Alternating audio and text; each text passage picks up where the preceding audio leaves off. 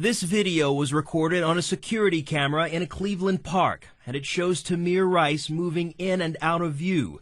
Keep in mind, these are the last few moments of this 12-year-old's life, a video his family wants you to see. First, we see Rice pacing the sidewalk, brandishing what looks to be a weapon, at one point even taking a two-handed shooting stance. All the while, police say he was being watched. The gentleman sitting in the gazebo is the gentleman that called into our dispatch center. Here's that initial call to 911. I'm sitting in the park at West Boulevard by the West Boulevard Rapid Transit Station. And there was a guy in there with a pistol. You know, it's probably fake, but he's like pointing it at everybody. In fact, the caller points out twice the gun is probably fake. The guy keeps pulling it out. It's probably fake, but you know what? It's scaring the out. Here's the clip that shows why the man called 911. The object that looks like a handgun, we now know, is really a toy pellet gun. And Rice seems to point it at this person, whose identity is blurred.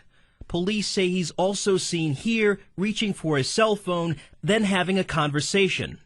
Minutes later, Rice moves to the gazebo, where he's now alone. This just minutes before police arrive, and now we know exactly what the dispatcher told the responding officers before they arrived. Notice how she never relays the information that it may be a fake gun. Everybody's tied up on priorities. Supposed to be a guy sitting on the swings, pointing a gun at people.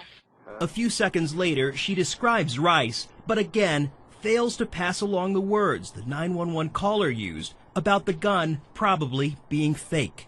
In the park by the youth center, there's a black male sitting on the swings.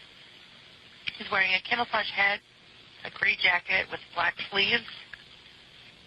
So he keeps pulling a gun out of his pants and pointing it at people.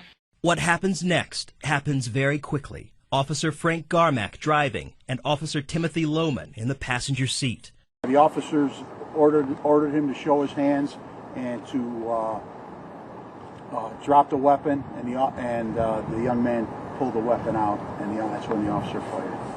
In the dispatcher's audio, you can hear the officer's grim call for help. Radio, shots fired, male down, black male, maybe 20, black revolver, black handgun. I'm sending EMS this way. George Howell, CNN, Atlanta.